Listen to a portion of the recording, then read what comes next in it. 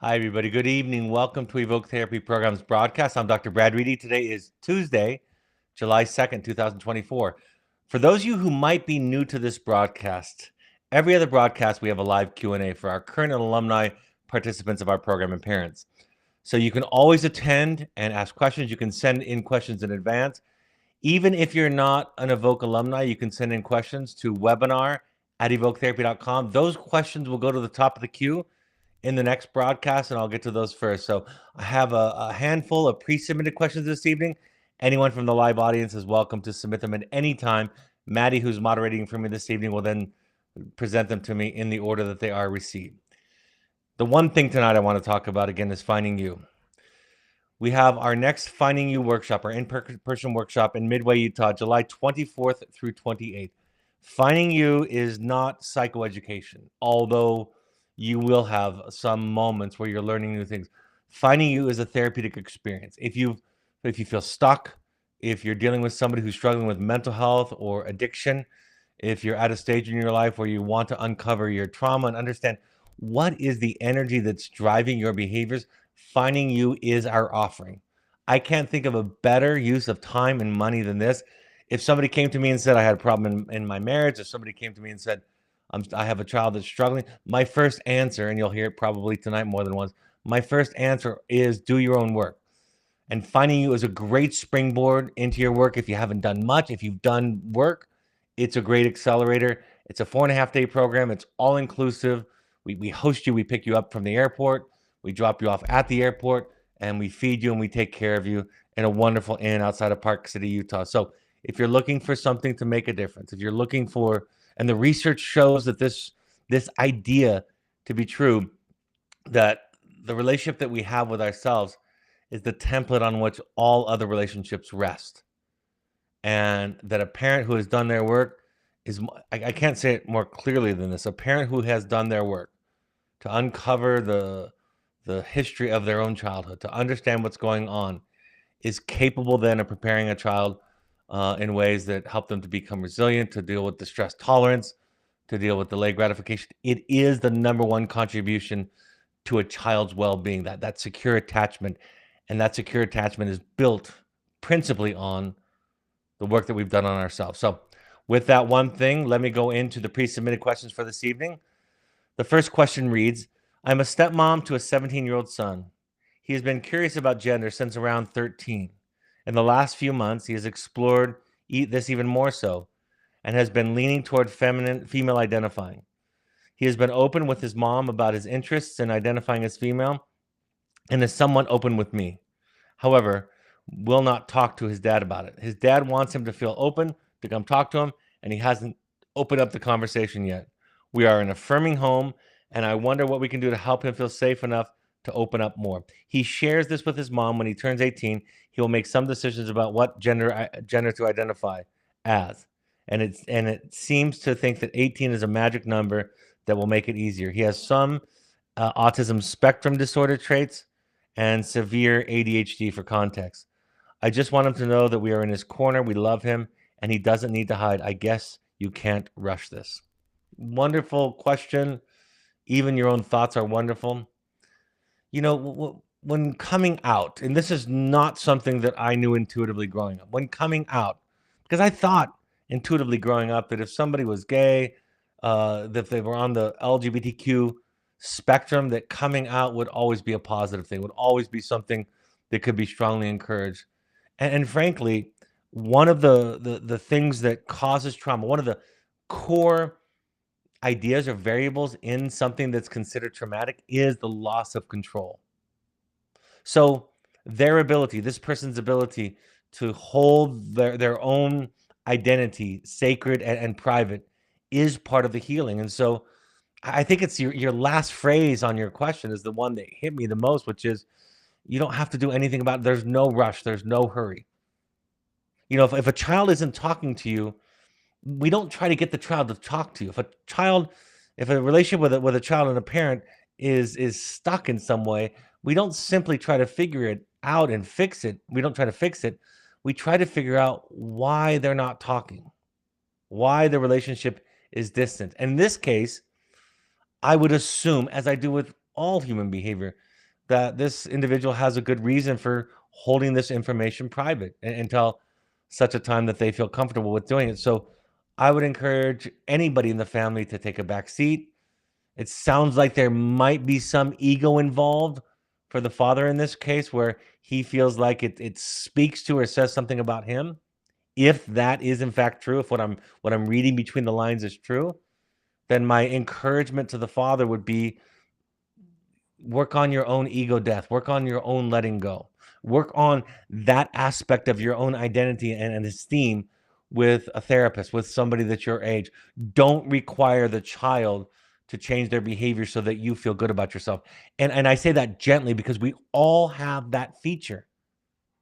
It's built into our DNA that, what parents, what children think about us is, if you think about it in an evolutionary sense, what children think about us is an indication that they're not getting their needs met. I mean, that's where it comes from. If a child is in distress, if they're crying, if they're upset, that is their way of asking for help to get needs met that they can't express or don't express or won't express another way. So my energy in this question and answering this question is, it sounds like it's not necessarily off track. And if there's some hesitance, reluctance on the part of this individual to disclose it to everybody or to anybody, then my response would be they must have a good reason. And I would try and find that reason more than I would try to fix it, more than I would try to get them to talk to the parents. This idea about a magic age of 18, it's just a legal marker, right? Like they then have the right to make the decision and not have the choice taken away from them. And you've also identified some characteristics, autism spectrum disorder, autism spectrum is one thing that is associated with gender identity change, with gender identity issues. So education, support, patience on the part of the family. And the best way that you can make somebody feel safe in this situation is to have no agenda as to the timeline, right? People get to do this in their own timeline. And what comes through in bits and pieces of your question is this idea that there's a right, or it should be quicker, or there's something holding them back that needs to be fixed. It needs to happen. We need to figure out a way to kind of facilitate the coming out and the honesty of it. But the fact of the matter is, there's no right time. There's no path for this person to be on. They get to be on the path that they want to. Thank you for the question. Your question really does identify a sensitivity that you have that I think is an asset to you and will be something that will be supportive to them. Somebody writes, my child, non-binary, is in a relationship that I view as unhealthy. They recently graduated from university and are exclusively focused on this relationship. They have no job prospects, spend their times in bed and playing video games, and are living off of a stipend that my husband and I provide. My child recently told us that they plan to get engaged to their partner by the end of next year. Since being in this relationship, their physical and mental health have declined, and they have been unable to be present without their partner. I attended Finding You and do my best to do my own work, but I don't know whether or not I should have a candid conversation with my child about their relationship and current motivational level. I want to be supportive as possible, and I'd like to prioritize keeping the relationship. Any guidance is appreciated. This has a lot of features of the previous question. And what I would say to this person is, as you learn from your own Finding You workshop, the aspect of Finding You that makes it so powerful, besides the curriculum and the specific exercises that we take you through, but really what's the glue or the foundation that makes it so successful nearly 100% of the time is the safety. So if you're approaching them from a place of curiosity, I think you're on track. If you're approaching them from a place of judgment, or that you need, see, here's the problem with young adults and the relationships that they have with others. If we get involved in advising them or directing them what to do or not, we are most likely replicating the relationship in such a way that predisposes them to the unhealthy relationship that they're in. I'll explain that a little bit clearer and slowly. If I want to tell my child who to date and who not to date as a young adult, if that's my idea, and I think I can see it clearly, there then is in our relationship this idea that I'm one up, that they don't know their own truth. And when you're describing the relationship that they have with their romantic partner, you're talking about them not being present without their partner, of kind of hiding behind that relationship, of deferring, of really abdicating their own identity over to this other person. And that predisposition, that proclivity, that tendency often comes from a family where the parents knew what was best for the child in terms of what they felt and what they wanted, what they should believe, and how they should act. It's okay to have boundaries as parents. It's one of the job descriptions. It's maybe the most important job description. But we don't get to tell them their truth. And I will tell you and confess that I am as guilty of this as anybody on the planet. When my children were younger, when I was younger, I should say, I thought my job was to impose my value system on my child, to infuse it into them, to shape them up the way that I thought that they needed to be. I have since come to believe that it is my job to live my value system, to embody my value system, and to hold boundaries that reference my value system, and let my kids decide what's best for them in the long run. And when they're younger, when they're under the age of 18, when I'm supporting them financially, I get more say in basic financial logistical matters, right? But as they grow up, and hopefully it's not just parents talk about how children think that 18 is a magic but arbitrary number. A lot of parents think that too. I started to give my children more and more freedom as they grew up. And what I noticed was I got some feedback from people in my extended family and circle saying that I was giving my children too much freedom. And I thought, listen, I want them to practice and make mistakes while they still have me as the safety net. And when they go away to college, which so far all of my children have gone away to college when they turned around the age of 18, I want them to have practice with making mistakes and falling and picking themselves back up. And I can be there to be that backstop, that safety net, that support system.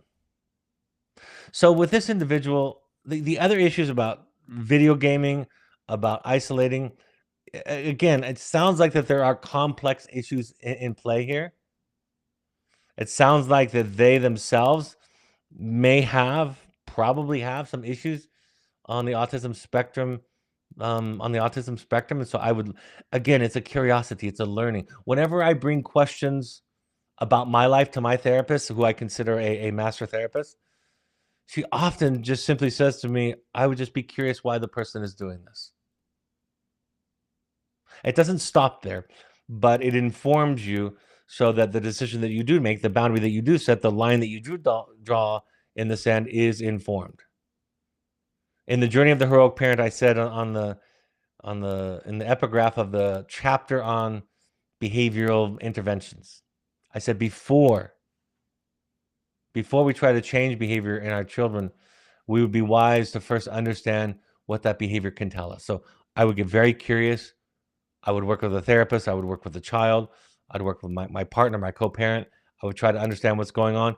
And then I would make decisions. Sometimes they can be very tough decisions, very tough lines to draw. I would make decisions based on that information, that investigation.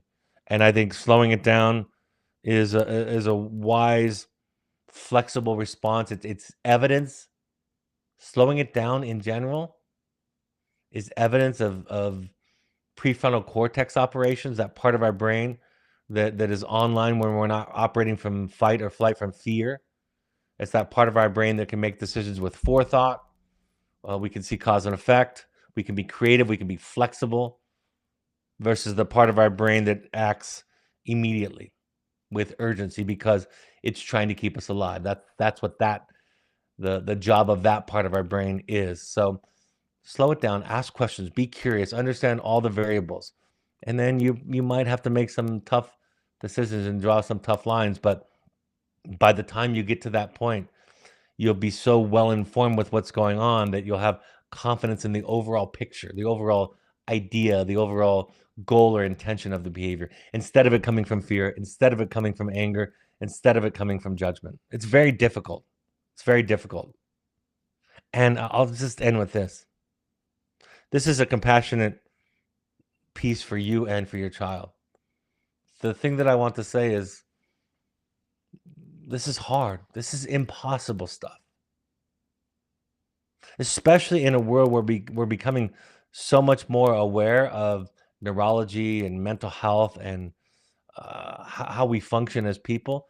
It is an impossible task to parent and to know what to do. And as I often make reference to, we really don't get to win anymore, at least in the kind of work that I do. We just get to be ourselves. We get to be a self. And when the stakes are even moderate with our children, we don't want to lose. But life and its journey is more forgiving than I think our limbic system would have us believe. Than that part of our brain where we work from fight or flight. Life is more forgiving than that part of our brain would suggest to us. Of course, of course.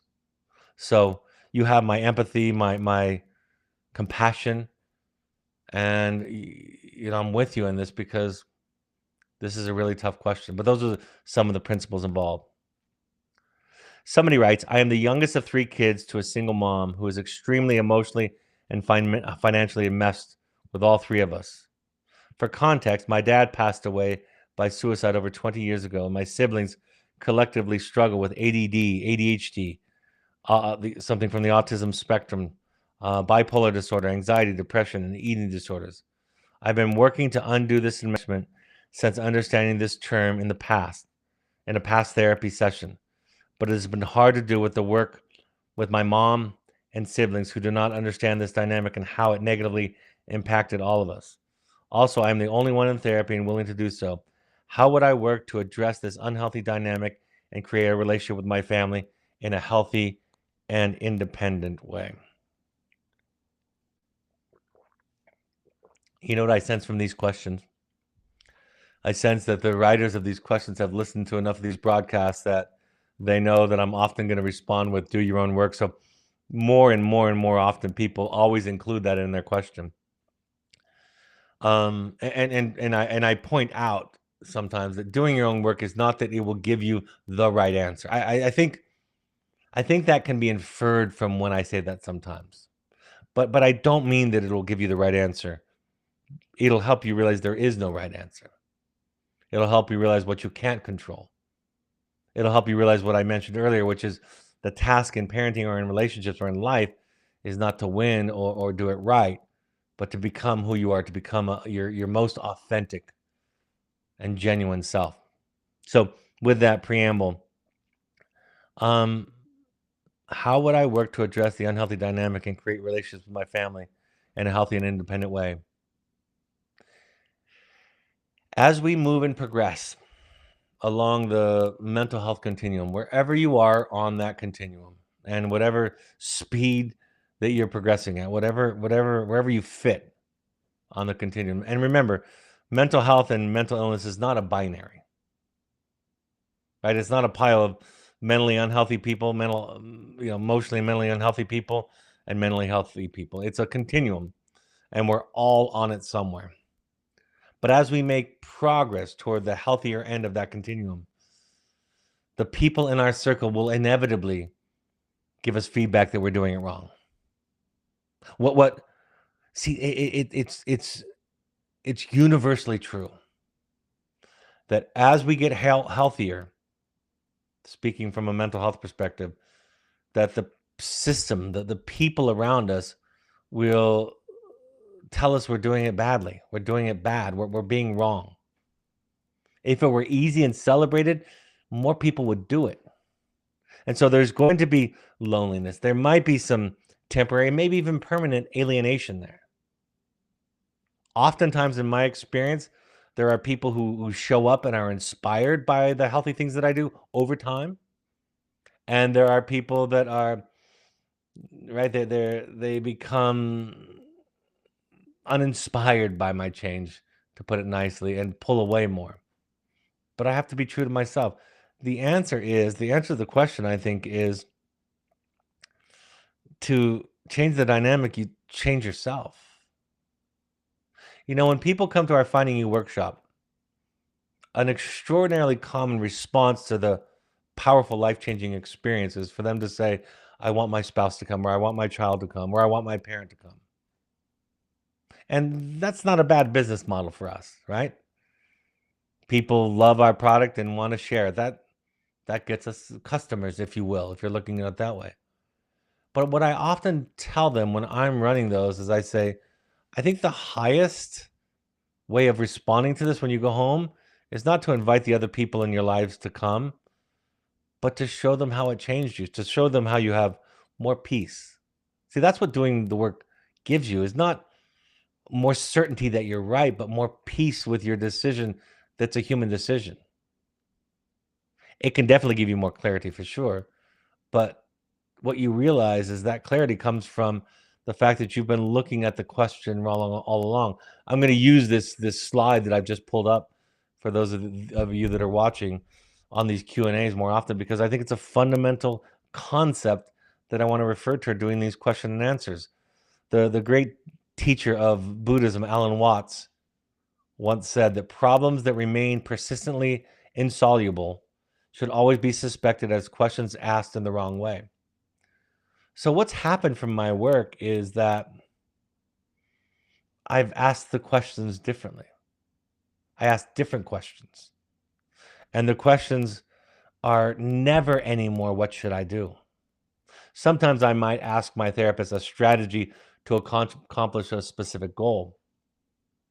But oftentimes it's just about exploring the principles of mold and exploring the ideas. What am I trying to get? What's the best way to get it? And in this case, the best way for you to improve the relationships with the people around you is to improve the relationship with yourself. I am absolutely clear about that. My favorite writer in this space, Dr. James Hollis, says that at the end of his introduction of one of the books that I love that he's written, he says, the relationship that we have with ourselves is the relationship on which all other relationships rest. He's not the only one that says that, of course, but he says it very clearly. And so show them the joy. Show them how much more you can love them. You're going to have to set boundaries in some ways that are going to be uncomfortable. And at those times, you're not going to get wonderful, adoring feedback and admiration, but show them your capacity to love. Show them that you know what it's like to feel, to create safety in a relationship. Show them that you don't want to change them. Show them that you have internalized the serenity prayer that is shared in 12-step groups all over the world every day, every time people meet virtually. Show them you've learned to internalize the idea from that prayer that says, God, grant me the serenity to accept the things I cannot change, the courage to change the things I can, and the wisdom to know the difference. Thich Nhat Hanh says that we should love people in a way that they feel free. He also said that if we love without knowing how to love, we hurt the people that we love. The work here is about unlearning messages that need to be unlearned from our childhood. We were parented. We grew up in a home where certain ideas are taken for granted. Everybody has that. Even the decisions that I would agree with, or the ideas that I would agree with. Enlightenment, becoming more aware, becoming more authentic, is much, much more about unlearning. So as you establish a healthier sense of self, as you establish a more elegant way of loving others and loving yourself, of expressing, of feeling, of showing compassion, maybe you can inspire them. But if you leave Finding You, or you leave this broadcast, and you have in your mind, I can more therapeutically manipulate them, they will unconsciously feel that nothing has changed. I think a lot of times people come to therapists and they're looking for a hack, right? They're looking for a shortcut. They're looking for a way around the problem. They're often looking to me and other therapists to show you how to more elegantly and maybe in a better way, whatever better means, manipulate somebody, get them to change. And the great secret is it's in getting in it's in letting go that we inspire the most change in others. It's in not trying to change them that we inspire the most change. And that's why I talk about and teach when we're doing parent education. I talk about all the time. Set your boundaries. Set your boundaries that come from your heart, that come from your own value system. You have a right to do that, even maybe even an obligation to do that. But set your boundaries and let people make of them what they want to. But when you try to convince somebody of an idea, of a principle, of a way of thinking or feeling about certain things or a certain topic, if you try to convince your child that smoking marijuana is bad instead of having boundaries around that, you will be less effective at inspiring and inviting change. So work on yourself, not because you're going to get a better answer than this. You work on yourself for the peace and for the confidence. I realized many years ago, I've told the story, and I won't tell the details of it, that when I was leaving therapy and I had something difficult to say to my wife, honest and not unkind by any means, but it was difficult and scary because I was worried how she would react because that's my programming, that's my history. And I say that, and I want to be clear, I was a rebel as a teenager, as a child. I was the bad one. I dropped out of high school. I did drugs. I got in trouble a lot. So you hear that profile and that history, and you're like, so this guy's afraid of how people are going to react? That doesn't make sense. But it does make sense. My acting out was it's called a reaction formation, actually, defense. You do the opposite. It's like when you have a crush on somebody, but you're kind of mean to them. That's reaction formation. You show the opposite of what you're feeling to defend against it. It's the same idea that I think Shakespeare was talking about when he said, methinks thou dost protest too much. I think that's Shakespeare. But back to the story. I was in need of telling my wife something that was important to me, that wasn't unkind, wasn't mean, wasn't cruel. And I sat in therapy for the hour and I found peace. This is many years into therapy, 10 years into therapy. And I found peace and I found courage. And it became clear to me throughout that hour that I wasn't saying anything wrong. Nothing I wanted to share what was wrong by any means, by any measure, really. So I left the therapy session. At that time, her office was about 20 minutes from my house. And when I got off the freeway about 5 minutes from my house, I thought to myself as I pulled to the stop, I still remember where I was. I thought, there's no way I'm going to tell my wife this. I'm terrified. I had just felt okay. And now, with the impending meeting with my wife, I was terrified again. And the thought just came to me very clearly, you're going to have to do it scared. I took the therapy, which, again, I'd been in it for a while. I took the learning from therapy, and it was like I was overwriting old software. And I walked in and I said to my wife the thing that I needed to say. I don't remember what it was. And she responded, by the way, perfectly fine. It was all fine. In fact, she responded with gratitude and openness. So I was, as they might say, worried for nothing, but I had history. I was so sensitive, like so many of the clients that I deal with, so sensitive to how other people feel. And we have negative names for that. We also have positive names for that. But the fact of the matter is, my nervous system was so sensitive, you might say in tuned, but prone to getting hurt very easily, that I worried and have worried what other people have thought about me my entire life. And so I have to somehow override the impulses that come from my history and my biology. So that's a long way to just say, talk to a therapist, find your peace, do it scared, set your boundaries, and let people figure out what they need to. But don't try to manipulate them and control them. Try to show them how therapy has improved your life. That's the best way. At times, then, a gentle invitation or a welcoming of them into your space, into your therapeutic world will be more effective. But they've got to know that that's not your primary agenda. They've got to experience that you're not trying to manipulate them, to control them, that you're not judging them from now your high perch because you've done some of your work. Great question. Great question. Somebody says it's been personally exhausting up to this point dealing with the dysfunction in my home, trying to keep my child safe, trying to manage the day-to-day responsibilities and expectations of life. Now that my son is safe at Evoke and getting the help he needs, I feel like I just need a break and I'm tired. How do I balance my own self-care with the expectations of the program for parent involvement, assignments, and all that is asked of me to do? Well, since this is technically part of Evoke's parent support and what you're being asked to do, my answer is take a break. Rest. It's okay.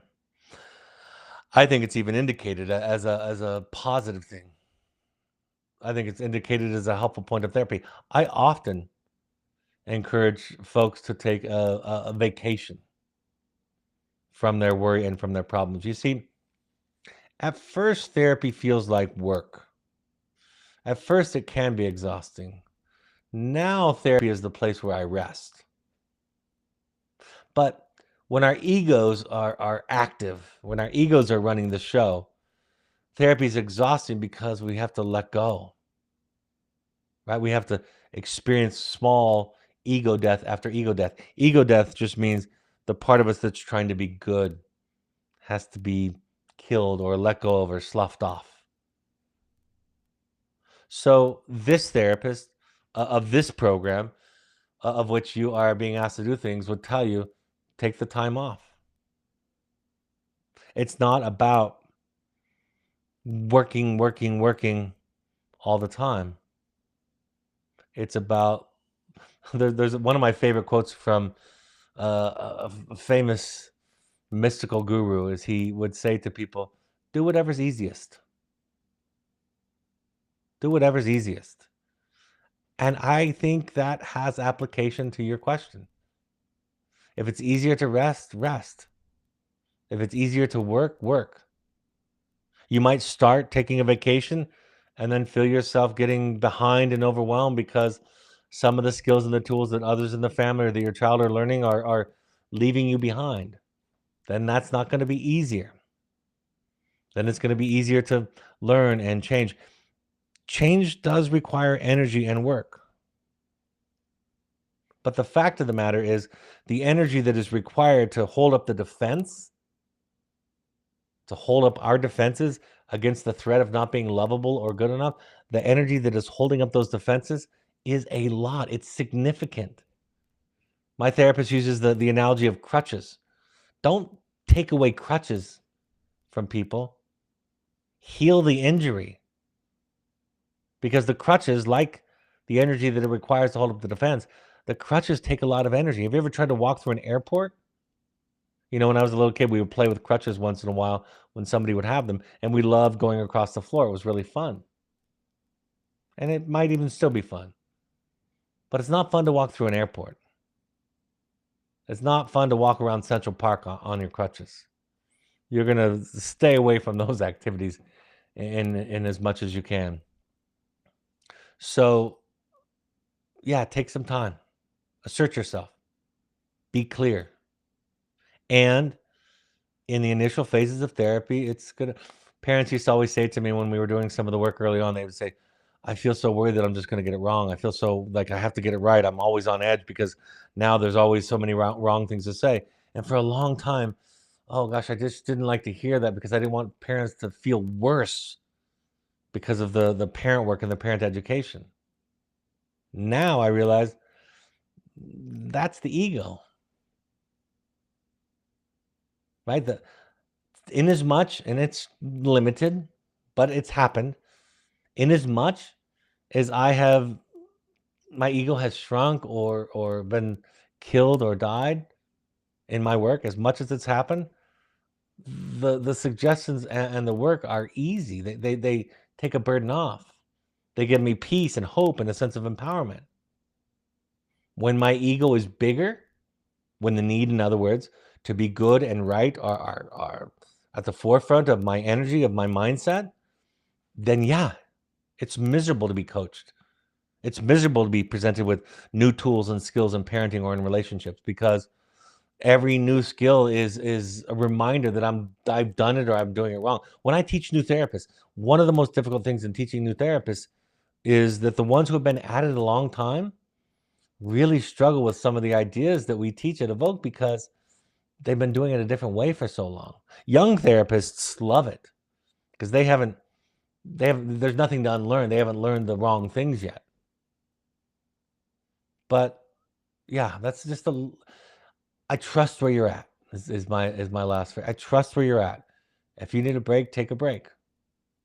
And after you get rested, if you want to get back into the work as we're doing it, let's do it. But remember, taking a break might be the work. Your reluctance or worry to take a break might be an issue, if that makes sense. Sometimes I hear people talking about in social media settings, and then they'll say, you can't keep working on yourself your entire life. It's it might be nice to step away from therapy, and I've said I don't go to therapy because I should.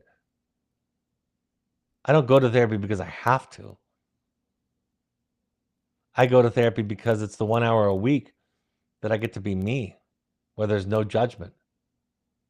I was just reading a quote from a teacher today who was explaining that people who are outwardly, openly, transparently, you might call them arrogant, with a big ego, in many ways are healthier than people that are trying to be good, trying to be the best, most ego-free version of themselves. They're more likely to be in denial. They're more likely not to see themselves. Somebody who says, yeah, I'm arrogant. Yeah, I struggle with narcissism. Yeah, I struggle with addiction. Yes, I struggle with depression. Those folks, the energy there is easier to deal with and less harmful to those around them. In other words, it's okay to take a break. And sometimes that is the work. And if you're up against something, it might be your programming that you have to get it right and you have to do it the right way. My best guess is when you feel the permission that I'm giving you to take a break and maybe take a little rest, I suspect you'll be energized to get back to the more formal work, if you will. But taking a break for you sounds like right now it is the work. Somebody writes, is it possible to get insurance companies to pay for wilderness camp or in-house treatment? Is this a remote or reasonable chance that they do so? I have a podcast. Maddie, you might look this up. I have a podcast on this subject. It's possible to get some of it or a lot of it. It takes a lot of work. It takes a relentless pursuit. Insurance companies are designed to deny claims, to not pay for things. Everybody knows that. They would not be profitable if they paid out what people need. So I have a podcast, a broadcast on that. I would encourage you to look at that. There also are, in fact, you can email Maddie at evoketherapy.com. Maddie's going to love that. MADDIE at evoketherapy.com. You can email, actually, let me switch that. I'll take that off of the podcast. You can email admissions at evoketherapy.com and ask them for companies that specifically are designed to help you get the most out of your insurance claim. So admissions at evoketherapy.com is a great place. And check out my podcast on insurance, where I had an insurance expert on as a guest, and they can help you with that.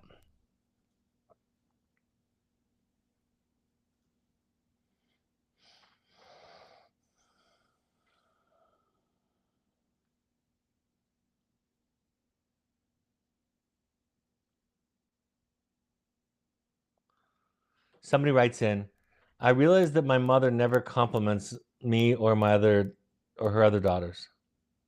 She can compliment any other person, but not her daughters. She might say, is that new, or did you do something different with to your hair? But never anything complimentary. All her questions seem to be related to finding out what might interest her. Is this just a product of how she grew up, or is it deeper than that? I try not to take it personally. It only really irritates me when she goes on and on about someone else in front of me. She suffered from undiagnosed anxiety and has historically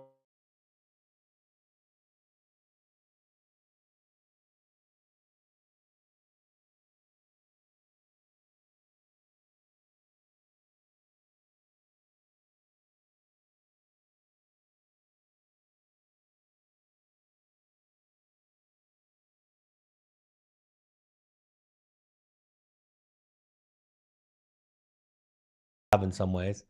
And when she reacts defensively, that reveals that it's something. It's a it's a narcissistic trait.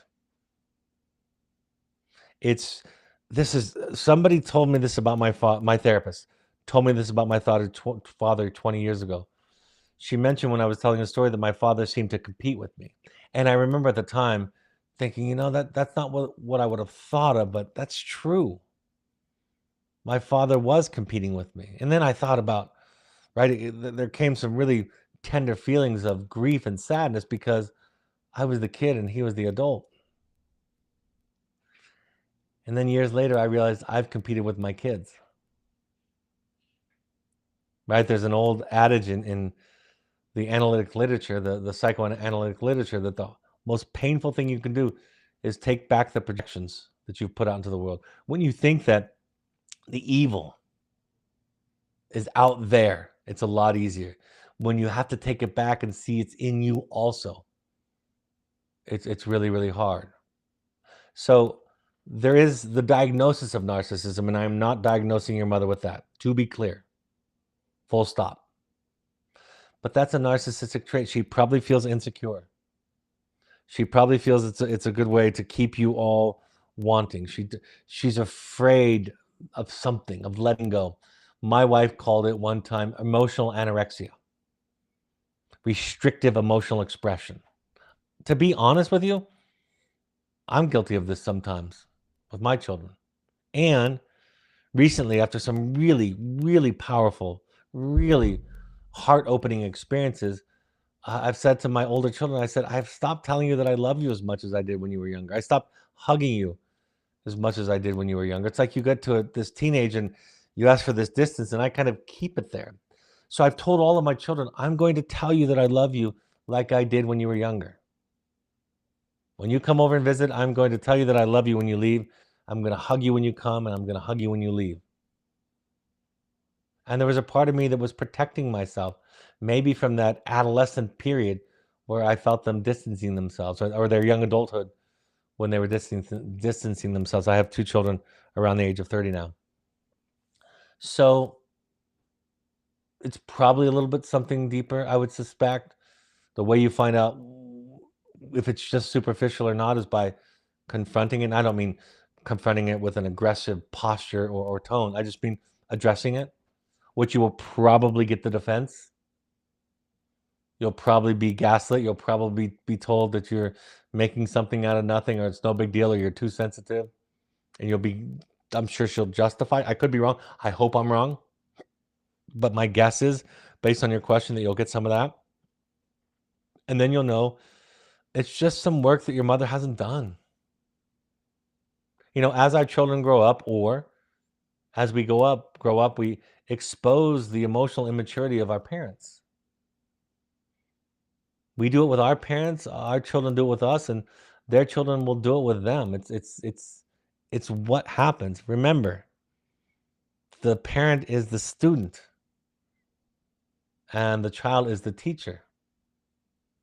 And once we realize that, everything changes. Everything lines up differently, is experienced differently. So your mother probably has some unhealed issues, some unaddressed issues, some emotional stuff she hasn't dealt with.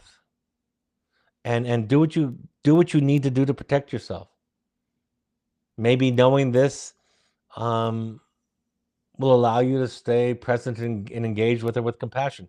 Maybe knowing this will trigger you that you want to set some tougher, more significant boundaries with her. I don't have any opinions about what you conclude from what I'm saying, but what I do hear And the little bit that you've told me is there's some stuff going on with your mother, and it's probably been there all along. And it's probably some evidence of some of her undone work. And then you get to decide what you want to do with it. But if you don't address it, if you don't name it, and by the way, if you don't bring it up in situations like this with me on the broadcast, if you don't do that, then psychologically it'll feel like it's about you, and it's not. I saw a powerful quote. I'm sure some of you have seen it that said, children that get mistreated by their parents don't stop loving their parents, they stop loving themselves. How we feel and think about our children is how they grow up to feel and think about themselves. The child can't, not on a deep level, can't distinguish how the parent feels from how they feel about themselves. And it's a big deal. Again, it makes sense in the context of our history as Homo sapiens, as people. But, as we become more and more aware of these dynamics, of these issues, we can learn to differentiate ourselves. We can begin the process of individuation, which is our responsibility. We can avoid what James Hollis says is the continued sin of unconsciousness. We can become more conscious. And in a lot of ways, I think our children and the struggles that they had, the struggles that bring you to this broadcast, that bring you to this program, are an invitation for greater consciousness. All right. Looks like that's all the questions for today. I'm really excited to be partnering with other parents like me, and I have some exciting news to talk about next week about their offering as a result of being an Evoke client, an Evoke parent. Wonderful, wonderful things coming. For now, Other Parents Like Me is an online platform with 17 weekly Zoom meetings designed for the caregivers of teens and young adults facing mental health challenges, led by peer parent facilitators. This is parents supporting parents. But right now, I can offer you a free 1-month premium membership. Use the code Finding You. I'll have more to say next week, and I'm excited as we kind of finalize the partnership there. My 2 books, The Journey of the Heroic Parent and The Audacity to Be You, are available on Amazon and Audible. You can use the QR code there to find the author page. I have a 3rd book coming out later this year that I'm pretty excited about, and a 4th one that I am working on. I'll advertise those later. Like I mentioned earlier, if you want to do a deep dive into your own work or to accelerate your own therapeutic work, July 24th is your next offering. Also, recently we've announced that all current parents of our wilderness students can attend an online Finding You. They're shorter. They generally cost about 1/3 of the price of the in-person one. You can apply the cost of that toward an in-person one if that's what you prefer. But for now, our current parents can attend an online Finding You for free. It's a Friday to a Sunday. July 12th through 14th is the next offering. Take advantage of that. The spots will disappear soon. I will be just outside of New York City on July 31st through August 4th, running a Finding You there. It'll be the only Finding You that I'll be running in 2024. So if you're interested in attending a Finding You with me, July 31st through August 4th is that offering. And then in the fall, my wife and I will be hosting the Finding Connection workshop September 25th through 29th. And there's space for 1 couple left in that workshop. Similar to Finding You, but done in couples. If you'd like a Finding Connection, which is for couples or co-parents workshop, custom one, or a Finding Family intensive, contact intensives@evoketherapy.com, go to our website, or use the QR code here. We have support groups for current and alumni parents of our wilderness program. The next offering is tomorrow night, June 3rd at 7 p.m. Mountain Time. Once a month, we have an alumni-only meeting. July 15th at 6 p.m. Mountain Time is that offering. That's for the alumni parents of our wilderness clients. And our intensives and coaching alumni and current clients, July 8th is your support group. July 8th at 6 p.m. Mountain Time. That's next Monday. Contact support groups at evoketherapy.com. Use the QR code or go to our website to learn more. If you would like to work with a virtual coach who's trained by the Evoke way of doing therapy, If you like what I'm talking about, coaching@evoketherapy.com. Email us at coaching@evoketherapy.com. Go to our website and get matched up with a coach that's a good fit that can work with you virtually. All of these broadcasts are available on Spotify or your favorite podcast app. Just go to the app and search Finding You, an Evoke Therapy podcast, and like us and subscribe there, and you'll get notified each time a new episode drops. You can also go to soundcloud.com on your computer and listen there. And also, Evoke's YouTube channel has a rebroadcast of the video versions of these. So if you want to see the videos and the slides, go to Evoke's YouTube channel.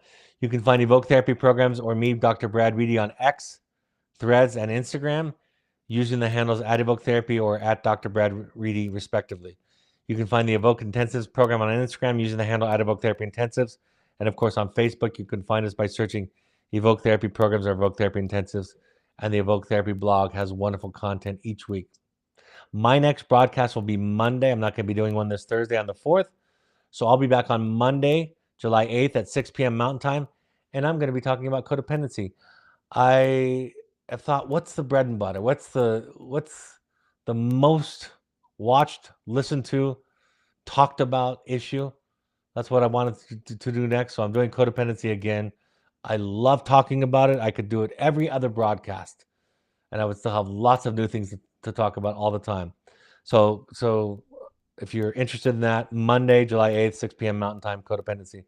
Also, as always, you can always send in suggestions, requests. If you want copies of any slides that I've used, any of the broadcasts, you can email us at webinar@evoketherapy.com. Submit questions, requests, suggestions there, and we'll get back to you as soon as possible. Thanks for joining me. I hope that this was a helpful point of contact for you. And as always, for and on behalf of the people that love you and the people that you love, thank you for showing up to these and being willing to do your work. It makes all the difference in the world. Have a great evening, and I'll talk to you Monday night. Bye-bye.